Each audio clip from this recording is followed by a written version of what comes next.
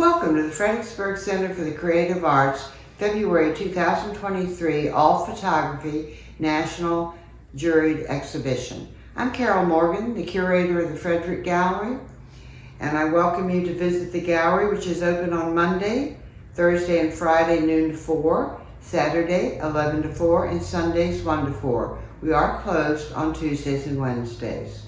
I thank you, the videographer, David Kennedy, for videotaping our juror talks and awards for our Fcca YouTube channel, Facebook, Instagram, and website at www.fccagallery.org. During February, the Fcca Members Gallery presents Celebrating Black Artists, featuring work by Fcca artist members. You're invited to visit our exhibitions in person and enjoy original art in our historic silversmith house, circa 1785, where art and history meet, located at 813 Sophia Street in downtown historic Fredericksburg, Virginia. I have the pleasure of introducing our all photography juror, Karen Cohen. Karen Cohen is a graduate of Germain School of Photography, New York City certified in professional photography. She is versatile in landscape, documentary, portraits, live performance, publicity, commercial architecture, and candid photographs. Cohen's work has been published in various magazines such as Rock Scene, New York City, The Hill Rag, DC, and more. She completed a 2-year course at the Art Institute of Pittsburgh, which included drawing and color theory. She has curated art shows for the Cornerstone Store Gallery in DC, Capitol Hill Art League, DC, Frame of Mind, DC, and General Lewis Inn in West Virginia. She juries for Lynchburg Academy Center for the Arts, Capitol Hill Art League, Carnegie Hall Season of Colors, West Virginia, and reviews new artists who apply for gallery exhibits at Tamarack Best of West Virginia. Karen is a member of Capitol Hill Art League in DC, Women's Caucus for the Arts, West Virginia Watercolor Society, and Beckley Art Center. She teaches online Zoom art and photography classes. Her work is available at Tamarack Best of West Virginia Gallery, Capitol Hill Arts Workshop in Washington, D.C., and the Beckley Art Center of West Virginia. Welcome to our juror Karen Cohen. Hi, I'm Karen Cohen. First of all, I want to thank Fcca for inviting me back, this time to judge their annual photography competition. All of my life I've been looking at images, the good, the bad, and the ugly ones. Usually when a photograph makes it into a magazine or an art show, it has already been rated as good. I take photographs for the sheer enjoyment and love of capturing an instant in time and then presenting it for public viewing. I bet you all do the same. Think about it. Why do you take photographs? And why do you submit them for public viewing and judgment? Every time an artist enters their work in a competition, they take a gamble and a risk. Their integrity and their skill is being judged. That takes bravery and ambition, and you should all be proud of entering this annual show and any other ones. To say that there's so many awesome images that were submitted seems unnecessary. You know you submitted your best work. The hard task for me is to get down to just enough photographs to fill this lovely space, and also to present a visually pleasing group exhibit. That means a bunch of photographs will be left out, but don't despair. Your shots were not rejected, just not chosen this time. Enter them again in other shows. Every juror sees something differently and won't pick the same ones that I picked. Nature was the main theme in the majority of the images that I selected. Landscapes and animals are plentiful in this show. There are not many digital manipulations or special effects. Straight photography works every time. Just look at National Geographic and you won't see any special effects. What do I look for in a successful photograph?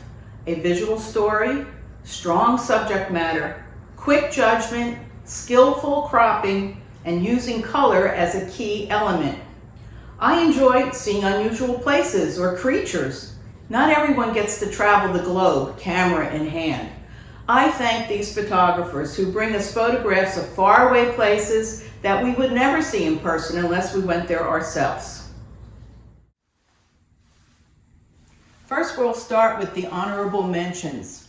Blue Lagoon by Greg McCrary. Could we call this a motion photograph? There is motion if you look very carefully. The boats are rocking in the water. They are blurred by the motion, but the poles remain perfectly still. So how did the photographer achieve this effect? A slow shutter speed, which means the camera is usually on a tripod and the camera lens is held open for a long time, enough to blur the image. This is a special technique that is rarely used, but is very effective. The blue that envelops the sky and the water is a dreamy blue. Artificially manipulated, I think, but absolutely effective for this shot. The repetitive black long shadows fall into the foreground and give us information that the sun may be setting somewhere in the background across the water. It's a breathtaking, non-cluttered photograph that evokes emotion. Honorable mention also goes to Kate Brogdon for her photograph Culvert. When a photograph grabs your attention and you keep looking at it for more than a few seconds, that is a great image, as this one is. The subject matter is carefully composed with the reflection in the water as well as the tunnel's final view of greenery. It makes this a terrific shot, almost like a painting. I want to visit this place. I want to know about it. I want to put on boots and slosh through the water to get through to the forest at the end. The careful composition is what draws the viewer right into the tunnel and right into the woods. Honorable mention also goes to Matthew DeZee for this photograph called Peacock Number 5. We all know what a peacock looks like, but have we ever seen such a stunning capture of the birds, colors, and the design? This photograph is perfectly cropped to draw attention to the geometric detail of the peacock's feathers. It is almost unbelievable how stunning this bird can be, and the photographer zoomed in to get the most important elements and best composition. Stunning photography. Our last honorable mention goes to Slaughter Pen Farm Battle by David G. Boyd. We know immediately this is a reenactment photograph, but nonetheless it has strong impact, even if these are actors pretending to be firing at their enemy. The split-second shot of both the guns and the photographer's camera are perfectly timed. Look at the smoke from the gunpowder and the blast of the one gun as the flame shoots through. Half of the men are shooting and the other half advancing. The shot is divided perfectly to show the action unfolding. Timing here is everything. Now for the prizes. Third prize goes to Incoming by Jason Bradshaw. I wonder if the photographer asked the bird to repeat this flying pose over and over before it came out just right. Of course, with animals, you can't pose them and ask them to do that again. It takes a precise instinct of the photographer to click the shutter, take the image exactly when it's perfect. The beauty of the bird in flight is captured with skill and obvious thrill of the photographer. Patience is a virtue for all photographers. Second prize goes to Aaron Cabito for Reclaim. Being in the right place at the right time is what this photographer did. Documentary style, this black and white contrast highlights the little girl's white dress as she reaches up to play the game in the casino with adults all around, though no one seems to be keeping an eye on her at the moment. Also, notice in this window on to the right, do you wonder what's going on there? There's a couple. I don't know what they're doing. That's a whole nother story that remains a mystery.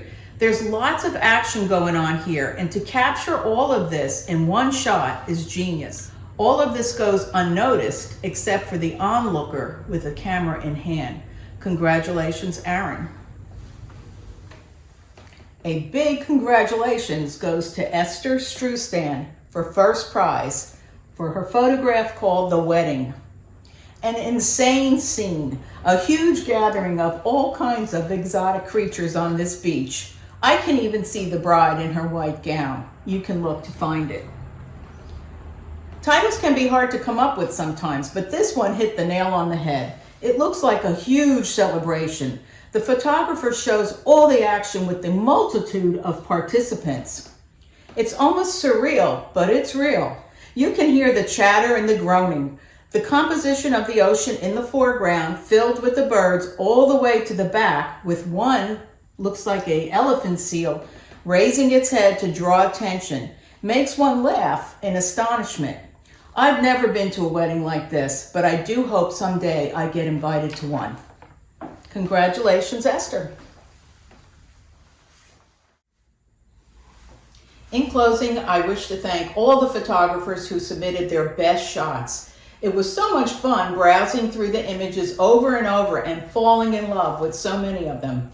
Congratulations to the final winners. And I also want to thank Carol, Morgan, and Fcca for their dedication to bringing great art, including photographs as great art medium, in the public eye to this wonderful historic gallery. I urge you to come in person and see this show, and you will love it as much as we do. Thank you, Karen. It's been a pleasure having you to return as a juror. Beautiful exhibition. I hope folks out there come in to see it in person. And you can also view the exhibition on our website. I will follow this thank you with a walkthrough of the entire exhibit, so stay tuned to the rest of the video. Thank you.